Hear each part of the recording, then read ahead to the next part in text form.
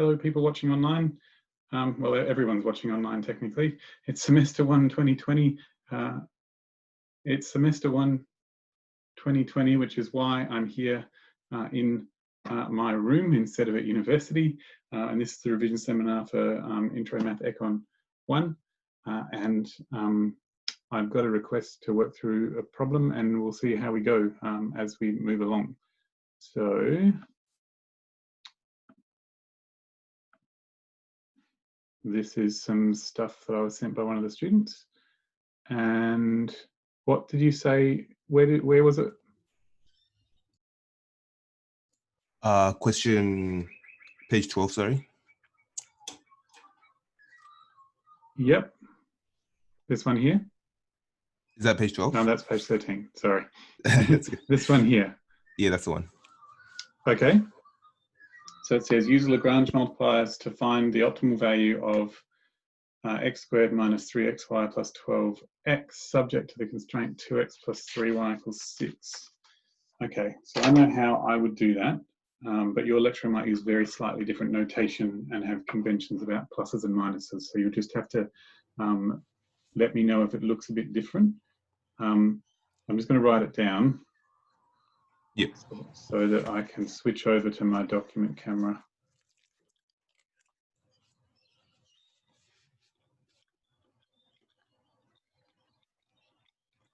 Okay. So I'll stop sharing that. So I'm going to go over to my document camera. And so that's big enough to see. If you hover over it and go to the dots in the corner, you can change that into a, you can pin that video so that it's sort of full screen. Yep. And I'll try and write big as well because the document camera is a little fuzzy. I'll try and get my focus as clear as I can. There we go. Okay, so it says to optimize this subject to this. So my understanding of how you do this is that optimizing anything that's continuous, you normally use derivatives for. We need to take this into account. So what we're going to do is we're going to create a brand new function that combines both of these using what they call Lagrange multipliers. So I would normally say let like L be the original function and either a plus or a minus a lambda times the constraint, but you normally rearrange the constraint so it's equal to 0.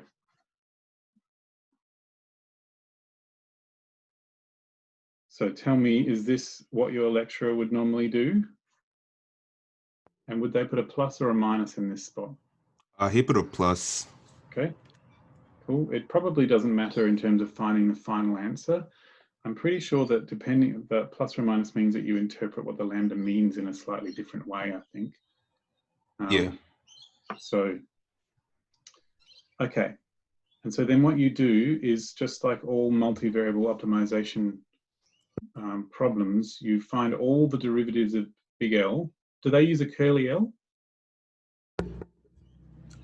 Or a Q, or like, I don't know. It probably doesn't. It doesn't matter what letter you use. I've just been taught to do it with an L.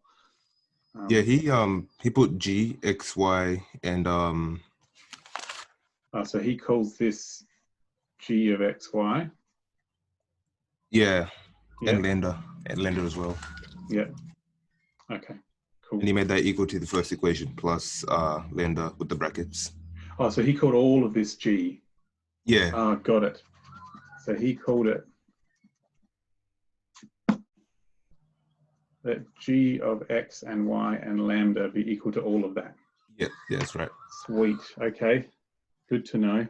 Every lecturer does this in slightly different notation. It makes my job hard. And it makes it hard to search for these things on the internet sometimes. Okay, cool. So you want to do the derivative of this G with respect to all of its variables, including the lambda. and you want to set them all to be 0, because the maximums of things or minimums of things happen when all the derivatives are 0. So that's my understanding of how it works. Yeah. So when I differentiate this with respect to x, the x squared will become a 2x. The -3 and the y count as constants multiplied on, so they'll still be there. And the derivative of x is 1. And then the derivative of 12x is 12. And then that lambda is a constant because I'm doing dx, and so it'll still be there multiplied on. And then the derivative of this, the derivative of 2x is 2. That doesn't have an x, so it'll become a 0, and that will become a 0 as well. And so that's my derivative with respect to x. Yeah.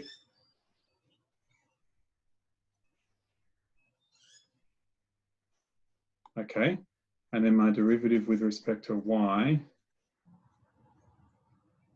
that doesn't have a y, so it'll disappear. The 3x counts as a constant multiplied on, so it'll still be there, and the derivative of just y is 1. That doesn't have a y, so it'll disappear. The lambda is a constant multiplied on, so it'll still be there. And the only thing involving a y here is the -3y, and so we'll get a -3 there. Yeah. Yeah, that's Okay. right. Okay, and then finally, the GG on D lambda will always automatically turn out to be just this thing here, because none of that involves a lambda. And then this is just a constant multiplied by the lambda, so that's what you end up with. Okay, and so what we want is for all 3 of these to be 0. So we need 2x minus 3y plus 12 plus 2 lambda to be 0.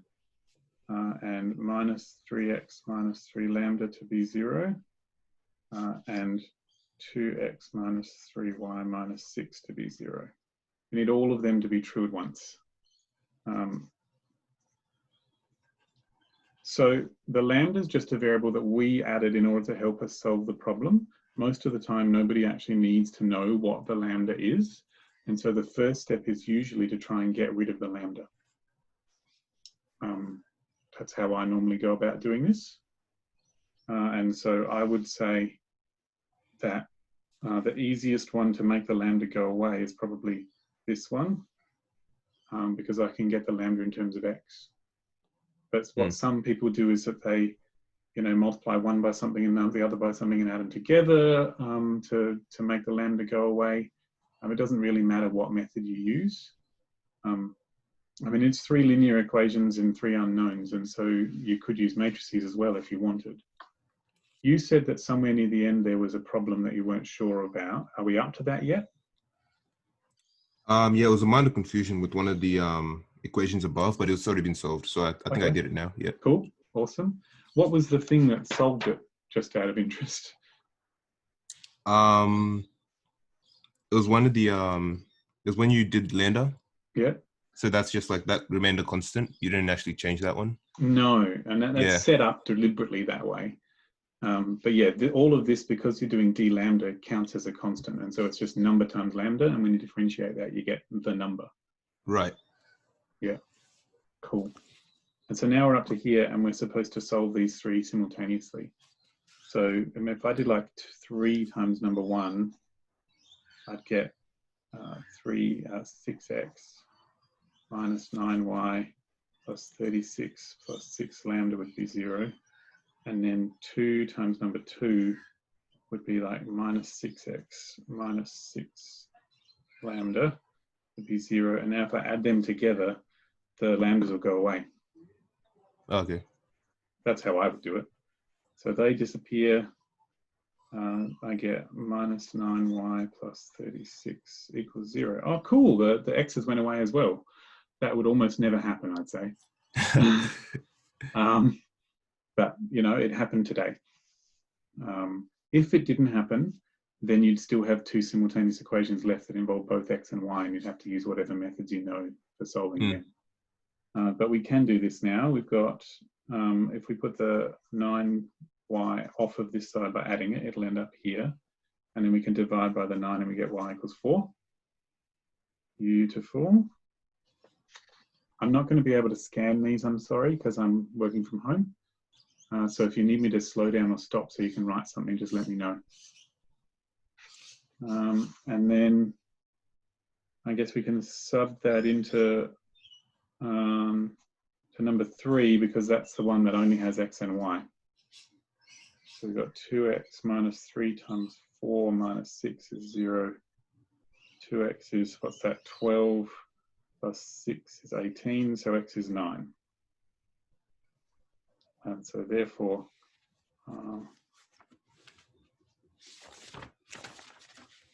the optimal solution is that x equals 9 and y equals 4. And so the value would be the original function with x and y subbed in, I guess, x squared minus 3xy plus 12x. So the x is 9.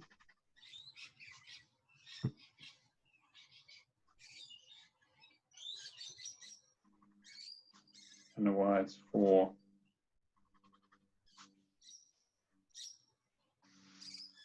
So what's that, 81 minus 12 times 9, which would be 108. Oh, plus another 12 times 9. Okay, so 81. So I'm presuming that's a maximum value. I don't actually know. I guess I could move the x and the y so that they still satisfy the condition and see whether it got lower. But I think it's okay to just stop there. Right. Because it could be a minimum. I don't know. What he did in from step 2, he solved for lambda by dividing both sides by 3, and he got lambda equals negative x. So he did this bit here, dividing by 3, and figured out what lambda was. Yeah, yeah. And then put the negative x in there. Yeah, and then yeah, that's right. Yeah, okay. So that's a perfectly reasonable approach as well. Okay. Whatever method you like will work, as long as, you know, whenever you do the algebra, you only do the same thing to both sides of every equation. So he did this just to, so he did OR, going back to 1, 2, and 3. He went from number 2, he got dividing number 2 by 3, he got minus 3, he got like x minus lambda equals 0, and so x equals lambda from there. No, x equals minus, damn it. Minus x, yeah. No, that's a plus. Sorry, divide them both by minus 3, it'll be a plus, and so the lambda is minus x. And then he right. Yeah. And then he subbed that into number 1. So he got 2x minus 3y plus 12 plus 2 times minus x equals 0. Yes, right, yeah. And then the 2x and the minus 2x disappeared, and we got the minus 3y plus 12 equals 0. Oh, well, that works, because that'll get you y equals 4 as well. Because the only way to get 3 times something to be 12 would be if the y was 4. So any method you use will actually be okay. You're allowed to figure out what lambda is in terms of other things and sub it in. You're allowed to make the equations match and add them. We're even allowed to divide the two equations if in some situations. So some situations you can get like a lambda equals and another lambda equals and divide them. That's not helpful in this one, because that would just make everything worse. But if all your stuff is in terms of like powers, like 2 to the x or something, then the division will usually help. And how much can this question change by? Will the constraint always be a linear function? I'm pretty sure the constraint will always be linear, because the reason you use Lagrange multipliers in economics is usually because this is a utility and this is a budget line. Okay. Have you heard those terms before? I've heard utility, but budget line's new. Yeah. So the budget line, the idea is that like you've got x is a quantity of some commodity and y is a quantity of some commodity, and it costs 2, and this one costs 3, and so the total amount you spend is 2x plus 3y, and you want that to be equal to the total amount you have to spend. Oh, okay. So that's how it's done in microeconomics too. So just for future reference, if you're going to do that course.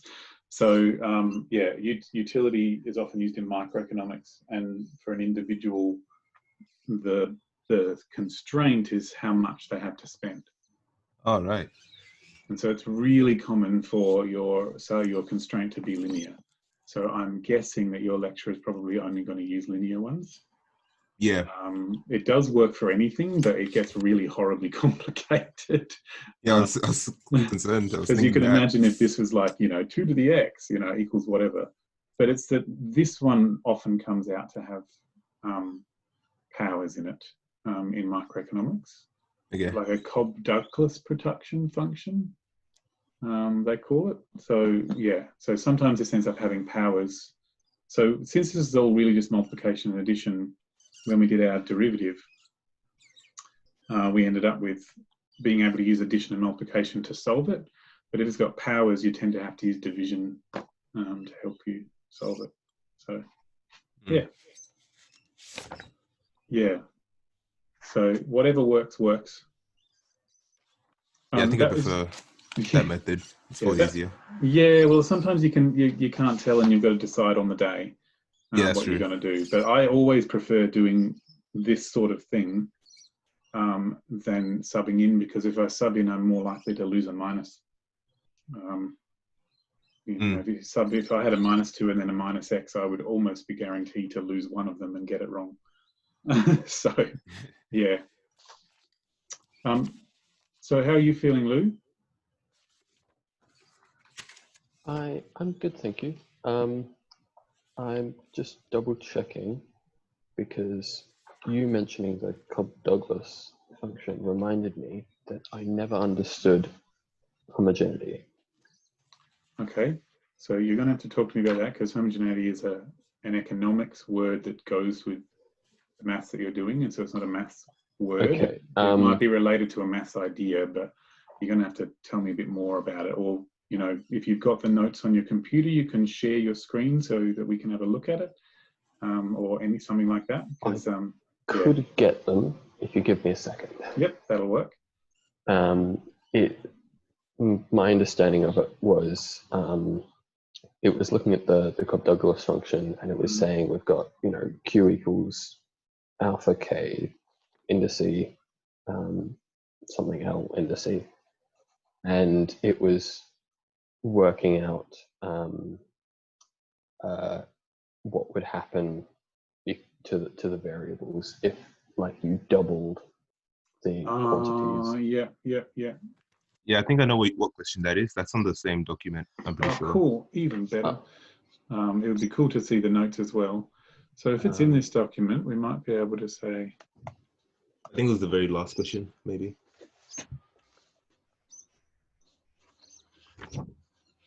How's this? Is that what we're thinking of? Oh, so I haven't shared it. Duh. That's okay. There. This sort of thing? Not really. No, because that's Lagrange multipliers. It's still Lagrange. It was that this sort of formula. Yeah. Yeah. But let me just navigate everything. That one. And it was weak.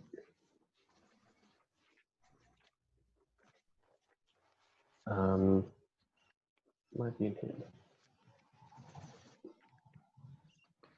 Okay.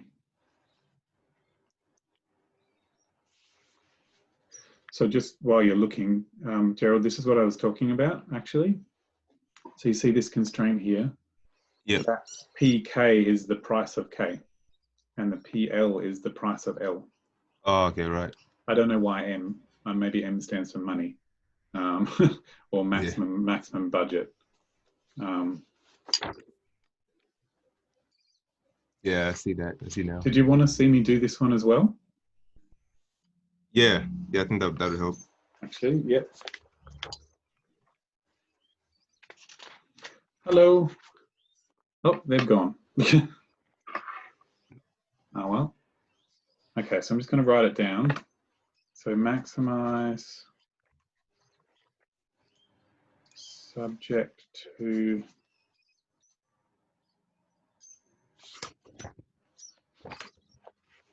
Okay, so this one's going to be all algebra all the time. Everything's letters, there's no numbers. Good-o. Always good. Okay, so I would do the same thing. I'd call G, but this time the variables involved are K and L and lambda. So when you do a Cobb-Douglas, the K and the L are capital and labor, I think. I think they don't want to use C because it turns up in other things. And so you can, and the alpha and the beta are just some constants. Usually in Cobb-Douglas, the alpha and the beta add up to 1, as far as I recall. But I could be wrong about that too. Just very vague memories. It's been a while. Yeah. So something like that? Yeah. So you rearrange this one to be equal to 0.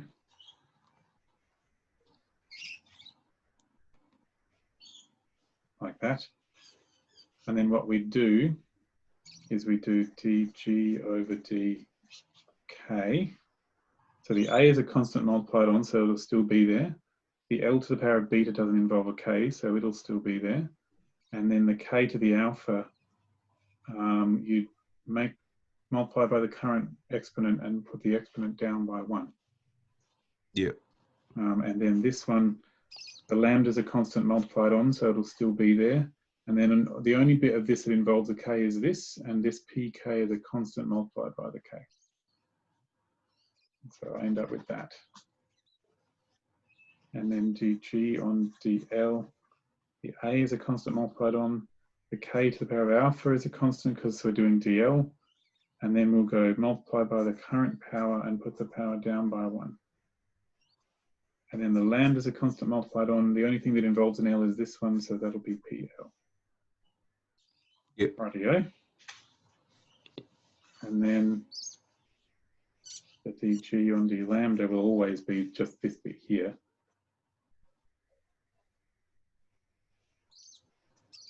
And what we want is for all 3 of them to be 0. So we want, so let's see, we have A, alpha. I'm just going to put the K's and the L's in the same order so it's easier to see what's going on.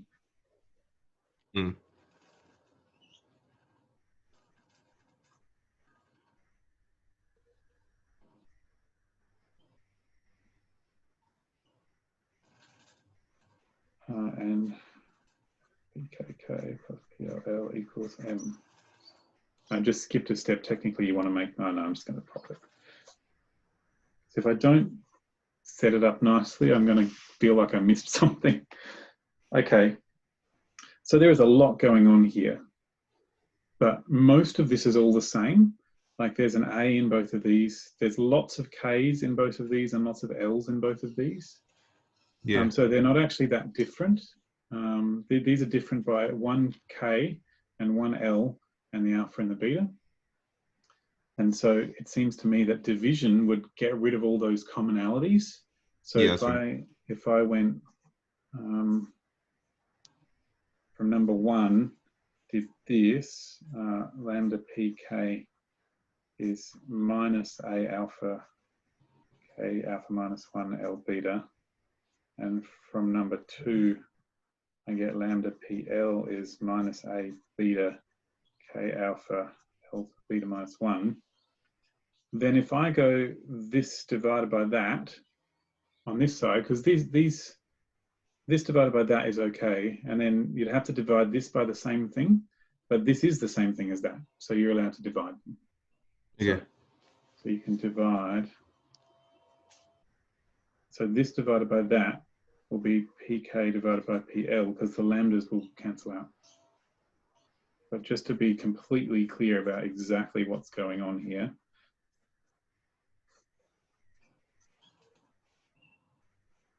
just write the whole thing out. So the lambdas, I don't need them because it's on both the top and the bottom. Yeah. The minus is on both top and bottom, so I don't need that. The A is on both the top and the bottom. The alpha and the beta, they're different, so I'll keep them. When I divide two things that have the same base, you subtract the powers. So I get alpha minus 1 minus alpha, so I get k to the minus 1. And I get L to the beta minus L to the beta minus 1, which is just L to the 1.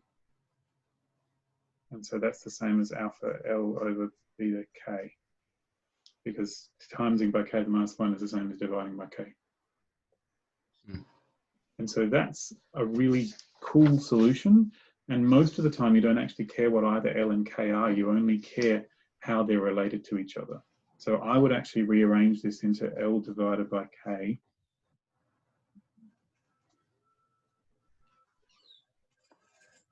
L divided by K is beta PK multiplying by beta, we'll put it up there, divided by alpha PL.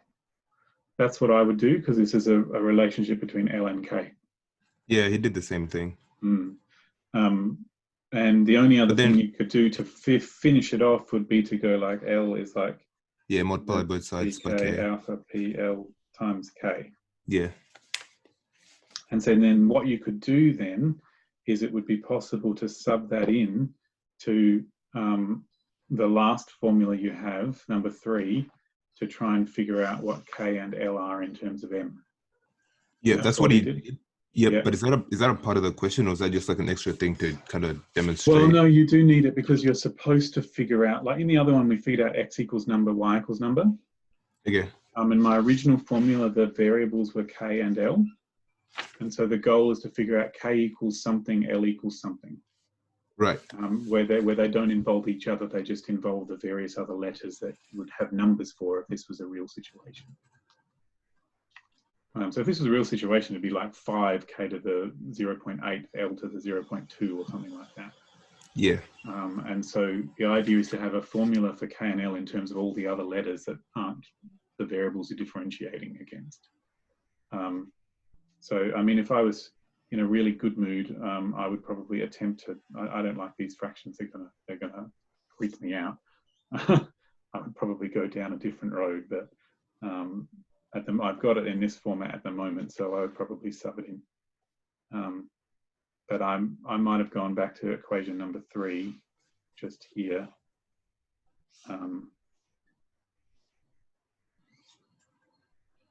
And notice that, and divided it by k, maybe, but no, it's going to be crap. No, I'll just sub it in.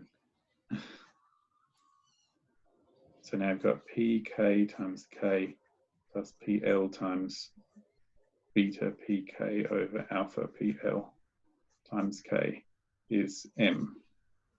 When I sub this into there and move the m over there. Yeah. And so they'll go away. And so I've got a pk times k here and a pk times k here. So I have 1 plus beta on alpha pk times k is m. And so k is equal to m over 1 plus beta on alpha pk. Fabulous. Not pretty, but there it is. And then L you would get by putting this back into that formula.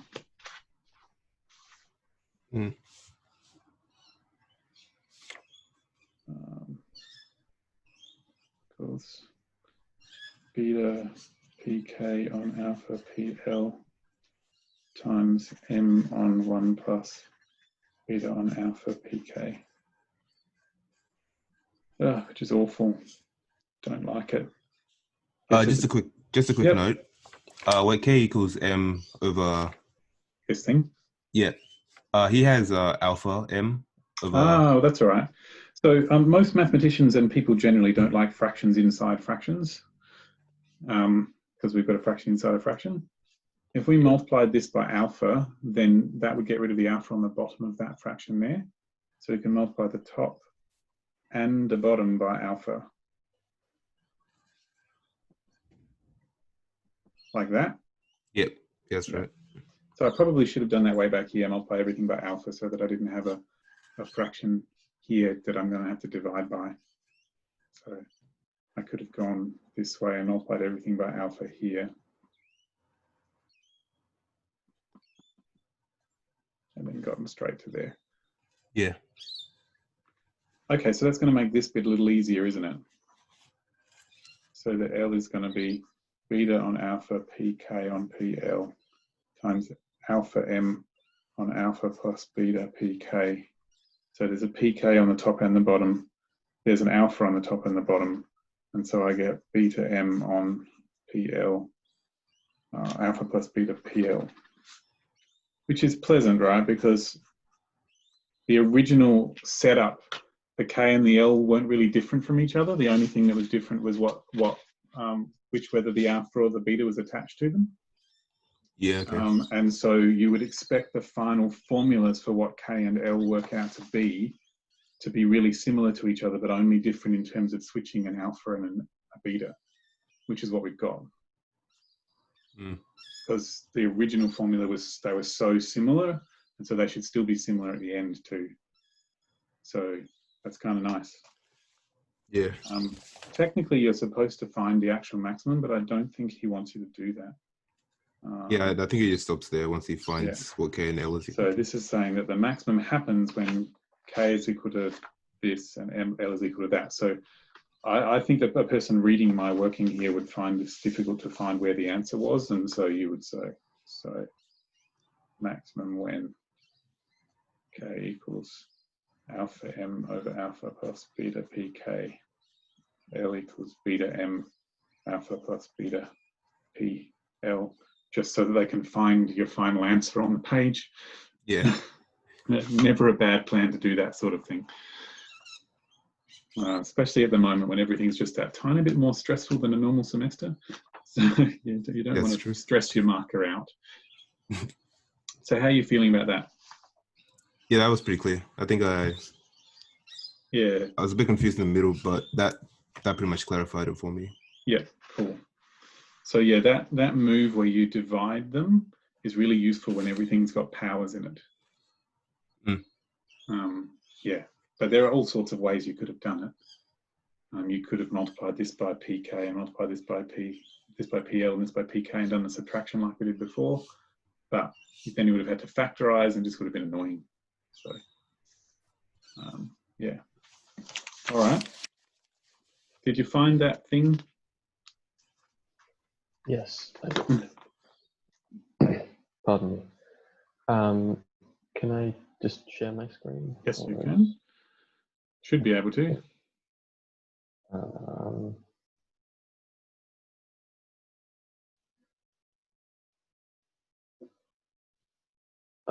that's not it. Hold on. This one. Because that was bad explanation. There we go. So this was basically the concept. Okay. In general, a function blah is said to be homogeneous if when you so what we've done, I'm just going to annotate if that's okay, so I can show you what I'm talking about. Go ahead. So what's happened here is they've multiplied both the k and the l by lambda inside the function. And then that's come out to the same as lambda to the power of something outside the function. Okay, so you get the same answer multiplying the inputs both by the same number as multiplying the output by some power of the number. Okay. Yeah, so cool. For me, the thing is when we're doing it in practice, I always, well, not always, but I never quite got the steps down pat to like get that specifically. So that's. So do you want me to do that example and see what happens? If you don't mind. Yeah, no, that's all good. So we've got 2k to the half, L to the 3 on 2. Am I reading that right here? Yes. And does it include, so we want to know what kind of returns to scale it is. So the idea is that if you can figure out what that n is in that formula, and if it's more than one, can you go up to the previous page? Yep, okay, cool. So the idea is that if we can get f of lambda k lambda l equals lambda to the n of f of kl, then n is less than 1 is decreasing, n equals 1 is constant, and n is greater than 1 is increasing. Okay, cool, thank you. Just so that I know what we're looking at. Do you need the screen anymore? No. Cool. Thanks. Okay, so the question is to try and find whether this has decreasing constant or increasing returns to scale. Okay, so technically this is actually Q of K and L.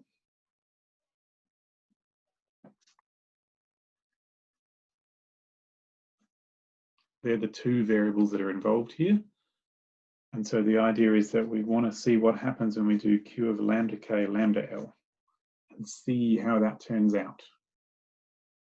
So I'll go 2 of lambda K to the half,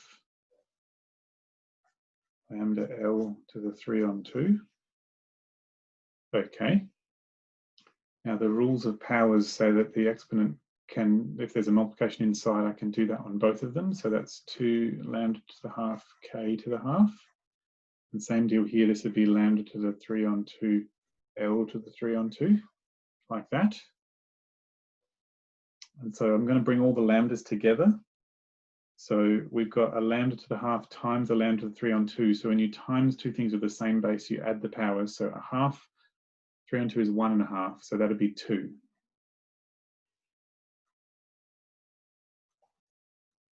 And this is the same as the original formula we started with. And so that's lambda squared times QKL. So what we've managed to do is that when we subbed in the lambda times K, lambda times L, just like we did here, what we got was lambda squared times the original. And so the n, this thing here is greater than 1, and so we have increasing returns to scale. Right. So okay, I just need to remember indices. Yeah. So is there anything there that you would like to try and remember that you want me to repeat? No, I think I was just having issues with the more complicated questions when you had like 5 over 3 and then 1 over 4. Yeah. So but where these numbers are yeah, a bit more ridiculous. But if I just practice, it should work out. So what I would say is that practice is all well and good, but with each time you practice, you need to stop and look at what happened, because otherwise you won't learn anything from your practice. Yeah. So, well, yeah. The other Math Learning Centre lecturer likes to say practice makes permanent, not necessarily perfect. So you need to be noticing what happens so that if you do something wrong, you don't keep practicing that, because otherwise you'll just end up doing the wrong thing because that's the thing you practiced. So you want to stop and take note of what happened. But I think that, yeah, you need to take notice of how you solved the ones that you found hard so that you can redo that. Especially in a situation where you've got a time limit, you want to be able to repeat something to yourself to say, aha, that's what I need to do. And you heard me do it, to say, aha, when it's multiplication inside, I can spread this across. And when it's two separate ones multiplied, I can add. So I have sort of a mantra I say to myself that says, this is what I notice. And when I say that, then it tells me what to do. Yeah. This course is steep, isn't it? Like we started with our straight up algebra and we've finished with Lagrange multipliers. That's pretty fast. So I'm just noticing how fast this course is in terms of the amount of stuff that how far you've gone. Yeah. Anyway, I have something else that I just found a little tricky. It's basic simultaneous equations, but the method of working it out just confused me a bit. I'll put it in chat. And when I was trying to do this, 6x plus 8m plus... Is that an L? Yeah, sorry. No, it's okay. I tried to figure it out multiple times because the question was worded in a way where it suggested that you would solve 1 and 2 first and then use the results to find the answer to x, but I couldn't work something like that out. Oh, is there another equation down the bottom that L is 2s? Where did that come from? Well, that was from the wording. So okay. L is... Okay, so this is all the information here. Yeah. So the idea is that you're supposed to sort of use all this information and then figure out what x is. Yeah, but I wasn't sure whether you use the equation given for x as well. Yeah, so I think that when I look at all of these, there's 1, 2, 3, 4 equations technically. Mm. And there's 1, 2, 3, 4 variables. So it should technically be possible to figure out what all the variables are, because there's 4 equations and 4 variables. If there were more variables than equations, we wouldn't be able to figure them all out. And if there are less equations than variables, then we'd probably be able to figure it out, but we might end up with a contradiction. Okay, so, oh gosh. I have 2 thoughts about strategies, but I'd like to know what your thoughts were about how you were going about it. Oh, there were too many. Too many? I tried to basically eliminate L by treating it as 2s. Yep, and so putting the 2s here instead. Yeah. Yep, that's a good plan. Using the first 2 equations as just 2 simultaneous equations, but that ended up with something that was wrong by hundreds of dollars. Oh, I mean, that should totally have worked. I may have made a mistake in my calculating, but are you allowed to use matrices at this point, like row operations and stuff? They were mentioned in lectures, but they're not part of the exam. Because the whole point of like the Gauss, Jordan, and whatever the row operation stuff is to make this a little easier. Okay, well, I'm going to run with your first plan, where you said that L is 2s. And so you've labeled that 1 and that 2. I'm going to call this one 3, if that's okay. Yeah. So was the goal to figure out what x was? Yes. I can find the question specifically. That's all good. We're going to assume that's the goal. Yeah. So I mean, it looks like these are equations involving SM and L, and then x is like profit or cost or something.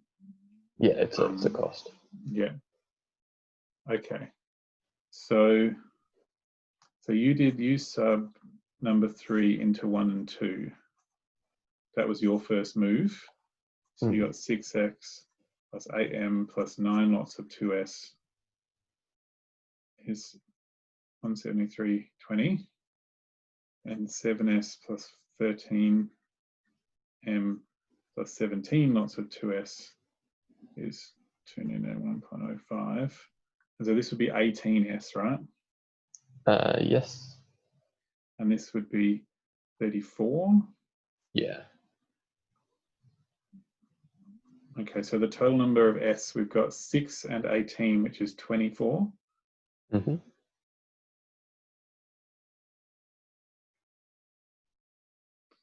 And we've got 7 plus 34, which is 41.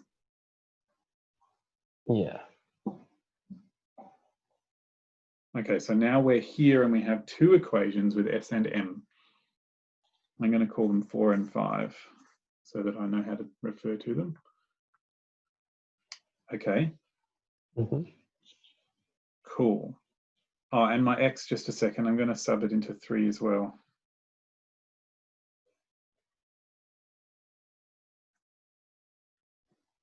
So the x is actually 3s plus 9m plus 2 lots of 2s. I put the 2s in here as well.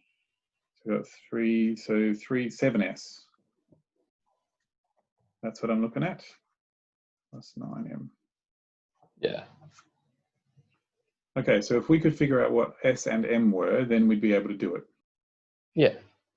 But also, if we could just directly straight up figure out what 7s plus 9m was without having to figure out what s and m were, that would work just as well. I don't know if that's possible, but I was just thinking it might be a possibility. It doesn't look likely. Yeah. I'll trust you. I was just thinking, like, because you could do it like, I don't know. It just seemed, because if I did this one minus that one, then 41 minus 24, 41 minus 20 would be 21. 21 minus 4 is 17. And then this one minus this one is 5. So we've got 17 and 5. Yeah, I was just hoping it might come out to like 7 and 9 if I subtracted them. Just, it might magically happen. That would be useful. That was my hope. I mean, there's lots of classic puzzles that people give where it's not actually possible to figure out what all the variables are, but you can figure out a particular combination of them. So I was just hoping. Too much to hope, I suppose. Okay, so we don't actually have to figure out what S or M is straight away. We can figure out what 7S and 9M is, and that might be a little easier without having to use our division. So I'm just thinking at the moment, when I subtract them, I got 17, didn't I? Yeah, if yes. I add them, I get 65S, which is not a multiple of 7. That's sad. If I add these, I get 25, which is not a multiple of 9 either. Of course it's not. 65 is a multiple of 13. What was this one? This one was 25. No, it's not pretty. It's just awful. I hate it. I don't hate it. That's too strong. I don't like it. Yeah. Okay, I so tried, it's just going to be awful, isn't it? I tried timesing them by each other. So like, you know. Yeah, so it looks like the M might be a little easier to find because the numbers are smaller. Yeah, but even so, if you're timesing the 4 by 13 and then 5 by 8, the number I resulted out of that was S equaling like 95. But the answer to the final question, X equals 98.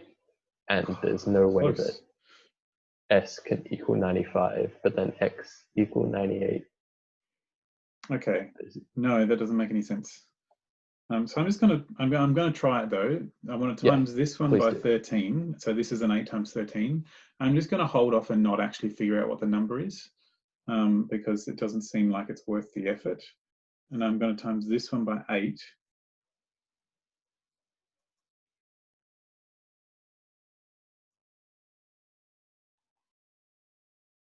And I'm just going to figure out what the numbers are later, if that's okay. Yeah. So now these match, and so I can subtract them. I don't know which of these is bigger, but it doesn't really matter.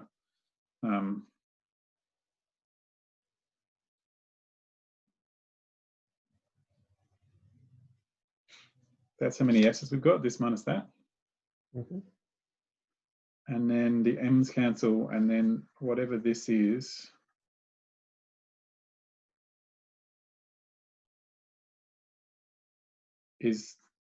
the number.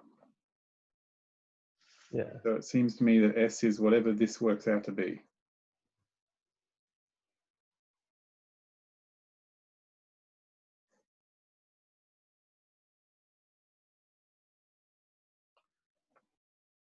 Alrighty, that's what calculators are for.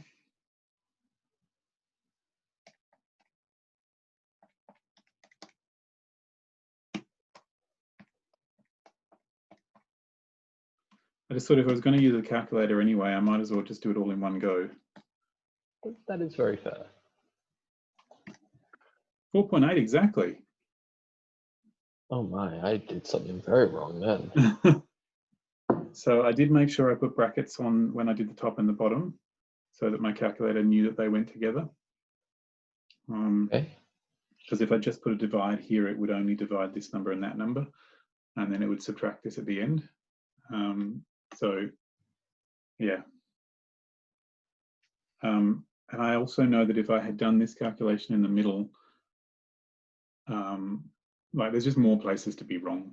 So Mm. if the S is 4.8, then I can use any of the equations I want to try and figure out what the matching value of M is. So I could sub that into whichever one seems simplest. That one, I reckon, it's got the smallest numbers. Sub into number 4. So I've got 24 times, can I fit them both on the screen, times 4.8 plus 8m is 173.20. So 8m is 173.20 minus 24 times 4.8. And so m will be whatever that is.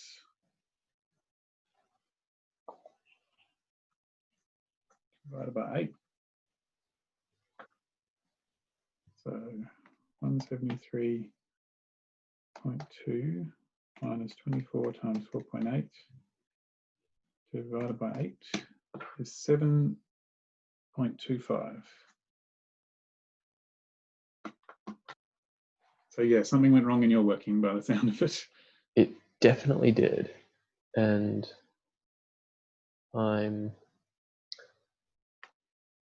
I'm not going to look for it now, but Yeah. you know, One of my the point classic of mistakes is when I do this move of multiplying one equation by a number in the other and vice versa, is I sometimes, you see how I was very sloppy and changed what order, which position the 13 ended up in? Mm. Sometimes what happens when I do that is that I copy one of the, then I choose the wrong number to multiply this one by. So I forget that I'm multiplying things by 13 and I multiply part of this one by the 8 instead. That's one of the mistakes I commonly make, where I multiply by the wrong number in the middle of the working. So I don't know if it's one that's common for you as well.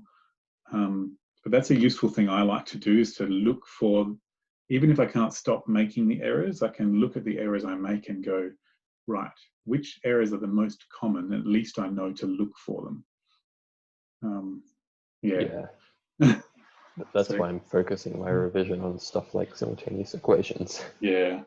So that would seem that therefore the x would have to be equal to, what is it, 7 times 4.8 plus 9 times 7.25, which is looking like it's going to come out to 90 something, I reckon. Like this is going to be like 60-ish. So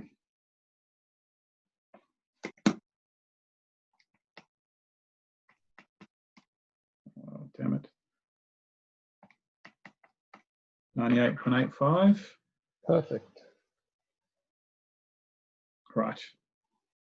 So there were some strategies I used there to try and make myself more able to get answers correct when I've got it wrong. And it was to avoid trying to calculate things with my calculator early.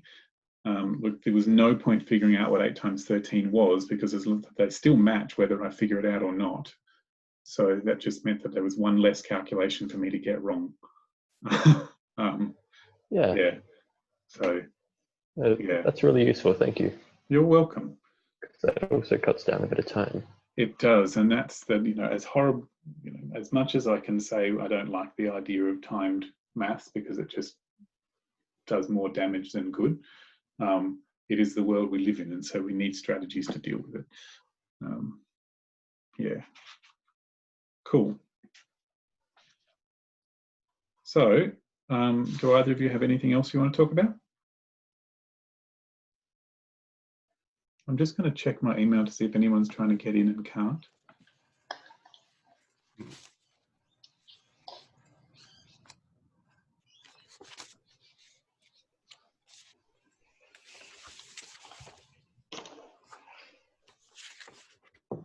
Nope, that's good. And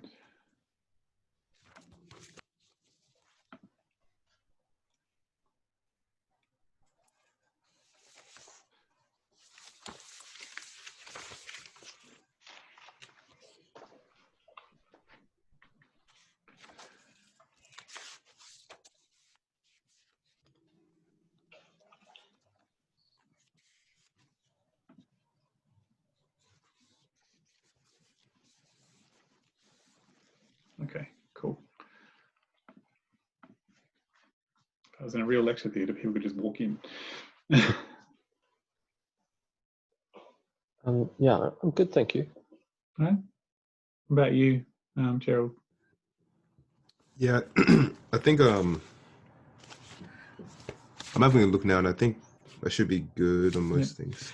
If you think of anything, Maths Learning Centre virtual drop-in room is open until the end of the exam period, 10 a.m. to 4 p.m. So if you jump in there, either a tutor will have a Zoom meeting already open. You go into the discussion board. It's not in your My Uni course, it's in its special one, but I put that all in the email that I sent you before about how to get in there. So either they'll have a Zoom meeting open that you can just jump into, or you can create a new discussion board post saying, hi, I'm from Intro Math Econ, and this was what I was wanting to talk about, and they'll talk to you about it. Yeah. So cool. if you think of anything else. Yeah. And yeah, we're hoping that we're pretty sure that we'll be opening the face-to-face Maths Learning Centre again next semester. So if you're doing more math stuff, then we can do that. But there'll be still social distancing things going on. So we won't be able to fit as many people in as we used to, but we still want to have the ability to talk to people face-to-face because it is easier. Yeah. Cool. Thank you very much. I wish you the very, very best for your exam. Thank you. And all your exams, because I'm sure you have more than one. See ya. Thank you, David. See ya. You're welcome.